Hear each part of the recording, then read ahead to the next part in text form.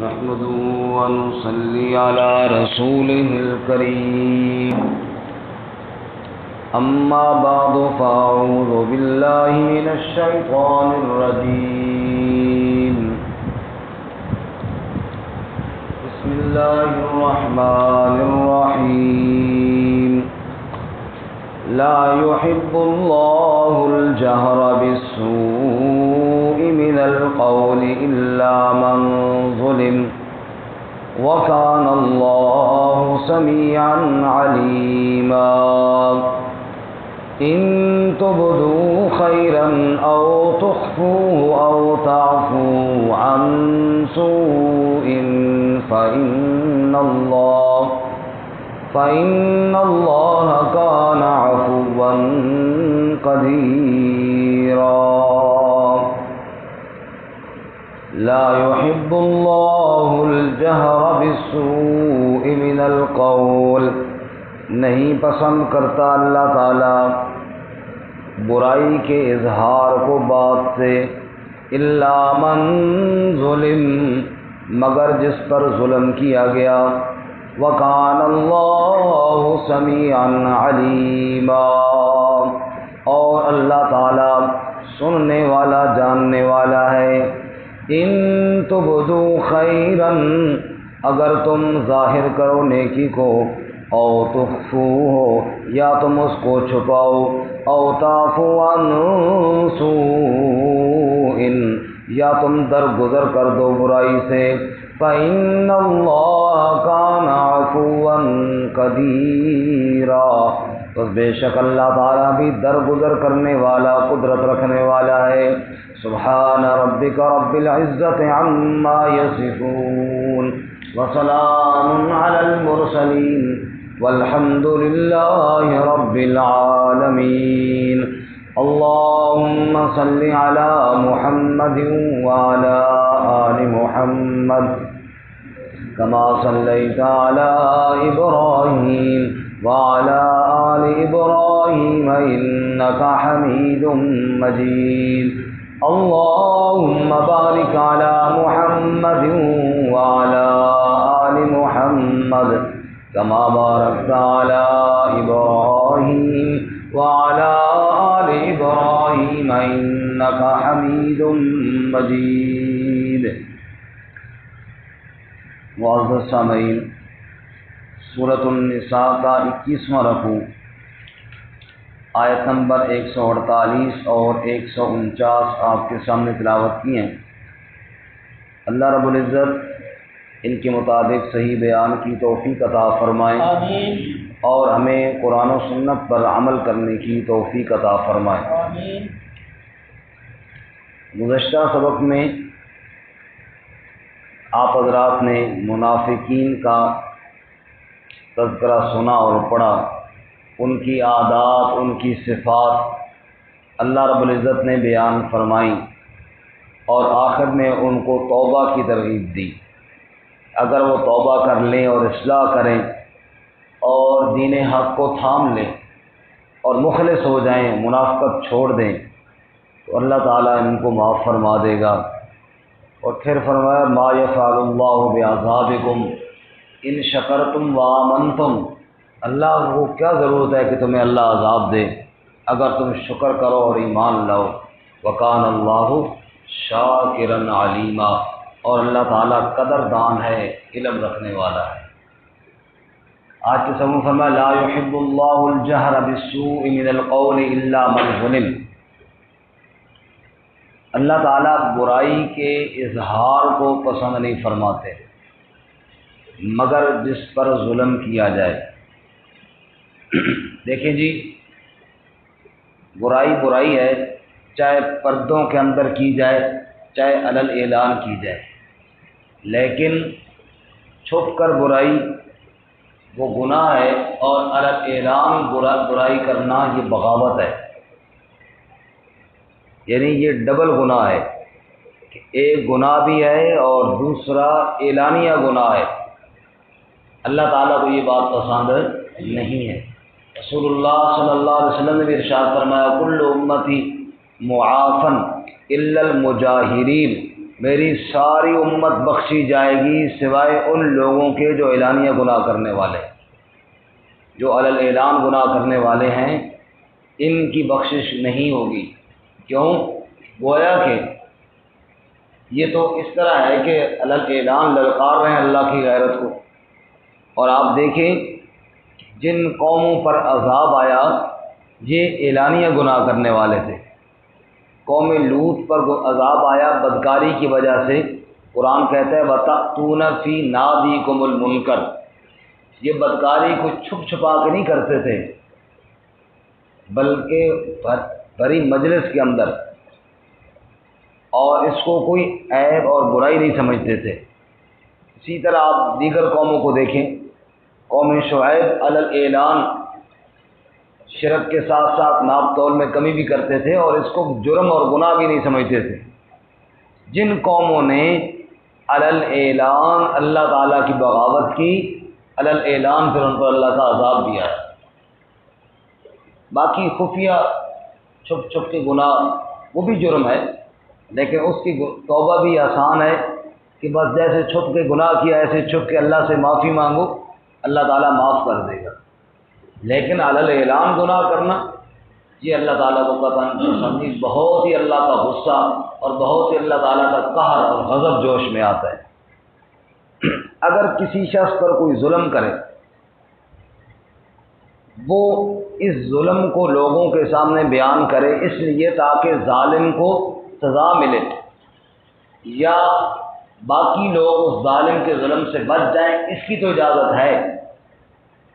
ویسے گناہوں کا اظہار بھی، بولنا بھی اللہ کو پسند نہیں، جیسے گناہ علی الاعلان کرنا اللہ کو پسند نہیں، ایسے گناہوں کا تذکرہ کرنا بھی اللہ کو پسند نہیں۔ رسول اللہ صلی اللہ علیہ وسلم ارشاد فرماتے ہیں ایک آدمی نے گناہ کیا، اللہ نے اس پر پردہ ڈالا اور صبح وہ لوگوں کو خود بتا رہا ہوتا ہے۔ مثلاً ایک آدمی نے اللہ معاف فرمائے، حفاظت فرمائے، بدکاری کی، جیسے بعض لوگ اس کو بڑا فن سمجھتے ہیں نا کہ میں نے یہ کمال کر لی ہے، پھر وہ دوستوں کو بتا رہا ہوتا ہے کہ میں نے یہ کمال کر لیا ہے۔ اب اللہ تعالیٰ نے اس پر پردہ ڈالا تھا کہ غلطی ہو گئی، لیکن کسی کو علم نہیں تھا دنیا میں، وہ خود اپنے خلاف اللہ کی بارگاہ میں گواہ تیار کر رہا ہے، اس کو بتایا، اس کو بتایا، اس کو بتایا، اس کو بتایا۔ تو اللہ کے نبی فرماتے ہیں اپنا پردہ جو خود چاک کر رہا ہے تو اللہ تعالیٰ کو بھی پھر اس کی کوئی پرواہ نہیں ہوتی۔ پھر اللہ تعالیٰ بھی اس کو ذلیل کرتے ہیں کہ ٹھیک ہے تو جب اپنا پردہ خود ہی چاک کر رہا ہے تو پھر میں اللہ تعالیٰ تیرے اوپر پردے کیوں ڈالوں؟ اللہ تعالیٰ ہمیں معاف فرمائے اور علی الاعلان تمام گناہوں سے، خصوصاً اعلانیہ گناہوں سے اللہ حفاظت فرمائے۔ تو اللہ تعالیٰ جس طرح گناہ کو پسند نہیں کرتے، اسی طرح گناہ کے اعلان اور اظہار کو بھی پسند نہیں فرماتے۔ مجبوری اور ظلم اگر کسی پر ہو وہ اس لیے بیان کرے تاکہ جناب لوگ ظالم سے بچ جائیں، یا جناب لوگ ظالم سے بچ جائیں، یا لوگ اس ظالم کو سزا دیں تاکہ ظالم کا ظلم رک جائے، اس لیے بیان کرنا اس کی اجازت ہے۔ جیسا کہ ایک شخص آیا، ابو داؤد شریف میں حدیث ہے، رسول اللہ صلی اللہ علیہ وسلم کے پاس آیا، پڑوسی کی ایذاؤں کو بیان کیا، پڑوسی اس کو بڑا تنگ کرتا تھا، یا رسول اللہ یہ کرتا ہے وہ کرتا ہے۔ جب آپ کو بھی سمجھ آ گئی کہ واقعی اس کا پڑوسی بڑا تنگ کرتا ہے، پڑوسی اللہ کرے سب کو اچھے نصیب ہوں، آمین، ورنہ بالکل زندگی کا عذاب ہے۔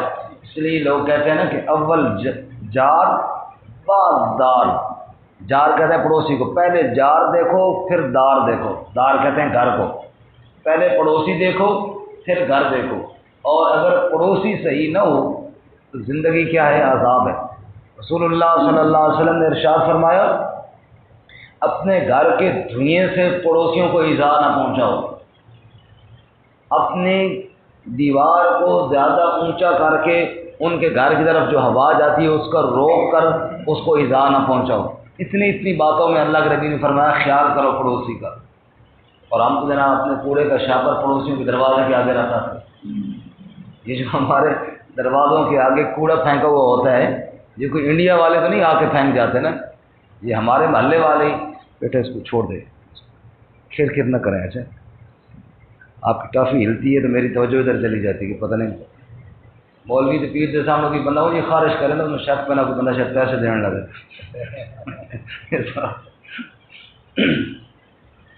تو اب یہ جو ہمارے گھروں میں ہمارے سامنے کوڑا پڑا ہوا ہے، ہمارے جناب گلیوں میں گند پڑا ہوا ہے، یہ انڈیا والوں نے آ کے پھینکا ہے کہ ہمارے محلے والوں نے پھینکا ہے؟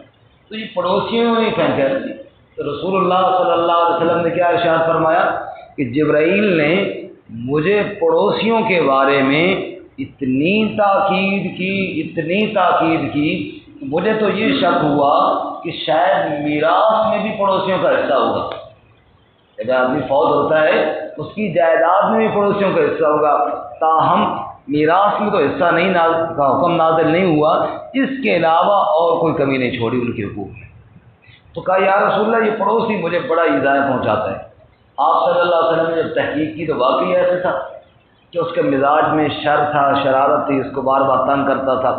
اللہ کے نبی صلی اللہ علیہ وسلم کو اللہ نے بڑی حکمت عطا فرمائی، مخلوق میں، کائنات میں ذہین ترین انسان جناب رسول اللہ صلی اللہ علیہ وسلم۔ اب بعض لوگوں کو سمجھانے کے لیے ایک بندے کہتے ہیں یار یہ دیکھو یہ بات ٹھیک نہیں ہے، اچھی طبیعت والا بندہ تو مان جاتا ہے، جس کی طبیعت میں تھوڑا مسئلہ ہو چلو ایک آدھ جرگہ کیا، دو چار بندوں نے مل کر بات کی پھر سمجھ جاتا ہے، لیکن جس کے مزاج میں شر ہو وہ کیا جانے جرگے کو، وہ کیا جانے جناب کسی بندے کی محنت کرنے کو۔ آپ صلی اللہ علیہ وسلم فرمایا ایک اور کام کر، اس سے کہا تم اپنا سامان گلی میں رکھ دے، جڑا بندہ گزرے نا وہ خیر ہو بھائی کہ یار اندر وہ ٹکنے نہیں دیتا، اس لیے تنگ آ کے باہر آ گیا۔ آپ صلی اللہ علیہ وسلم کے حکم پر صحابی نے اسی طرح کیا۔ اب جو بندہ آئے وہ خیر ہو جی، اور یار پڑوسی بڑا تنگ کیا ہوا ہے، میں نے کہا چلو باہر ہی آ جائے۔ وہ بندہ اس کو کہا یار کیوں بیچارے نے اتنا تنگ کیا، وہ چلا گیا، دوسرا آیا، وہ خیر ہو جی، وہ یار ایسے بڑا تنگ کیا، وہ اس کے پاس گیا، تیسرا۔ اب جب ہر بندے نے اس کو اس طرح کہا نا تو اس کو بھی شرم آئی کہ یار تو میری بڑی بدنامی ہے۔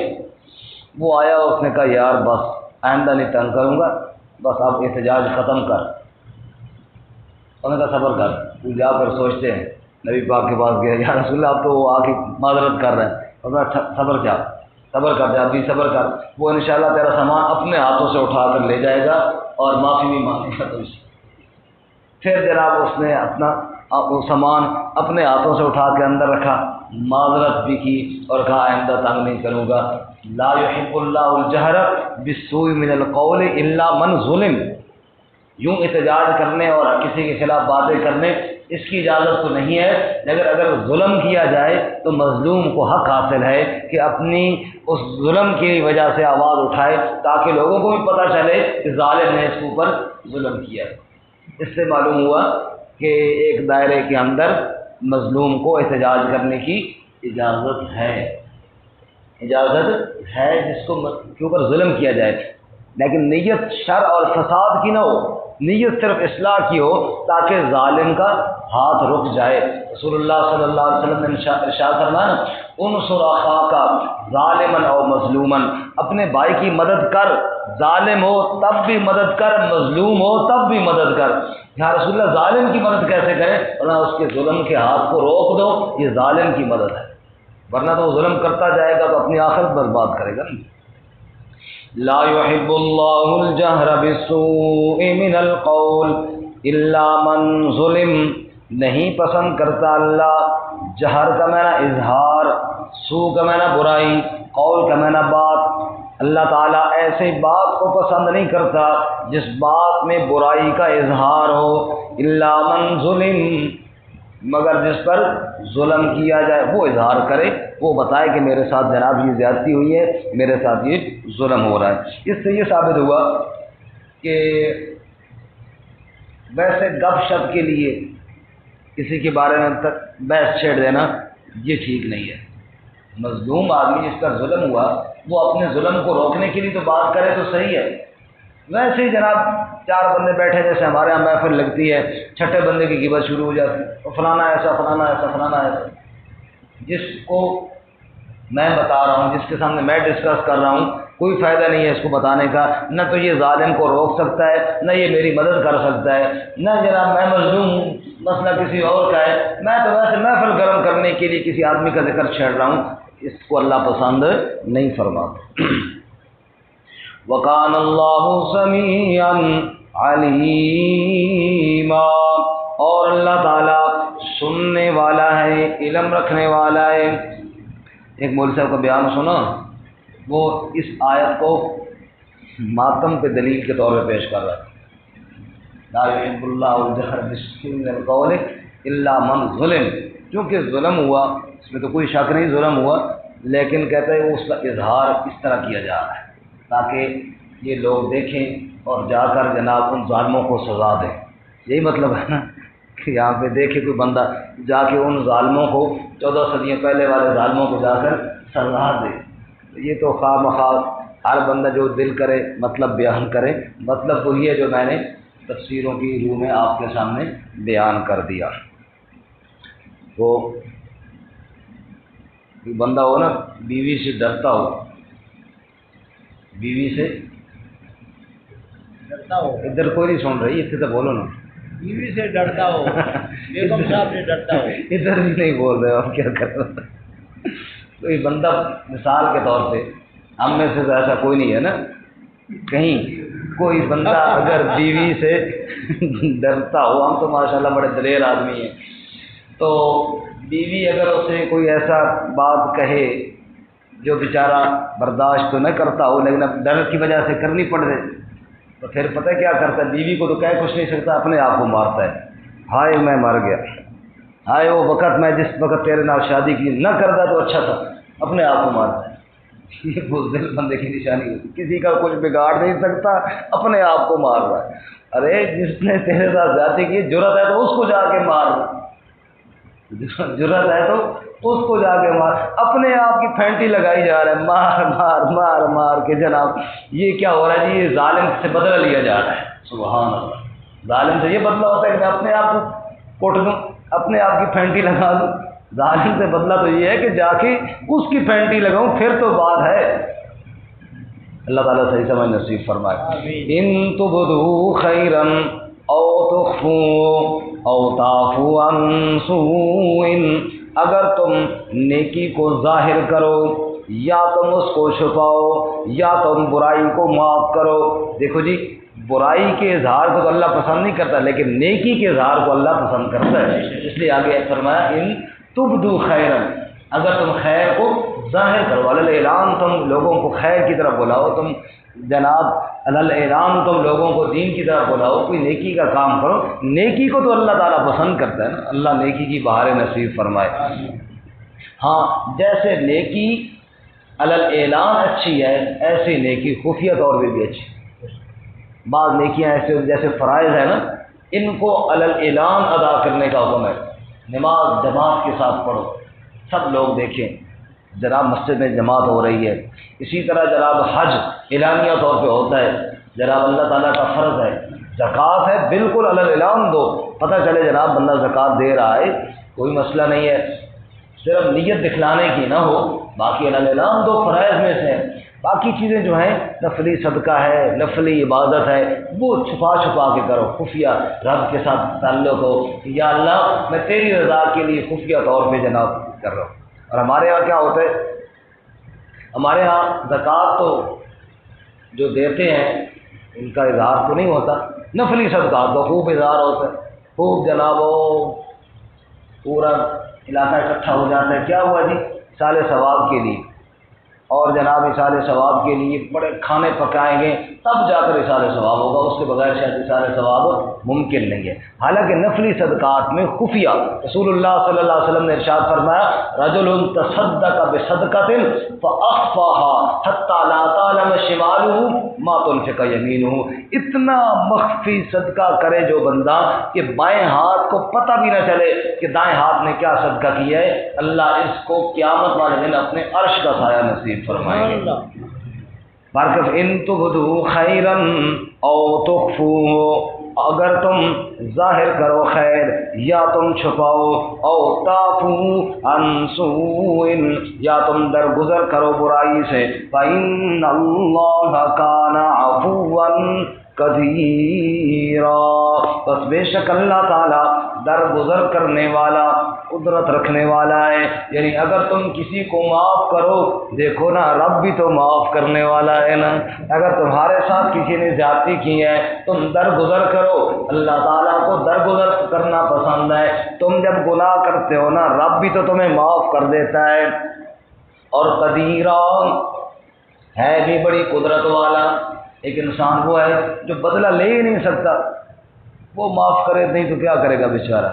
اور کمال تو یہ ہے قدرت ہو پھر بندہ معاف کرے، جیسے یوسف علیہ السلام نے بھائیوں کو معاف کیا، یا فتح مکہ والے نے ہمارے نبی صلی اللہ علیہ وسلم نے معافی کا اعلان کیا۔ قدرت ہو پھر بندہ معاف کرے، یہ کمال ہے۔ اور میں اللہ کو قدرت بھی ہے، اللہ پھر بھی معاف کرتا ہے، تمہیں بھی قدرت ہو تم بھی معاف کرو، اللہ اس کو بڑا پسند کرتا ہے۔ اللہ ہمیں عمل کی توفیق عطا فرمائے۔ ترجمہ دوبارہ سنیں۔ لا يحب اللہ الجہر بالسوء من القول، نہیں پسند کرتا اللہ برائی کے اظہار والی بات کو، الا من ظلم، مگر جس پر ظلم کیا گیا، وکان اللہ سمیعا علیما، اور اللہ تعالیٰ سننے والا جاننے والا ہے۔ ان تبدو خیرا، اگر تم ظاہر کرو خیر کو، نیکی کو، او تخفو ہو، یا تم اس کو چھپاؤ، او تعفو عن سوء، یا تم درگزر کرو کسی برائی سے، فإن اللہ، پس بے شک اللہ تعالیٰ، کان عفوا قدیرا، درگزر کرنے والا، قدرت رکھنے والا ہے۔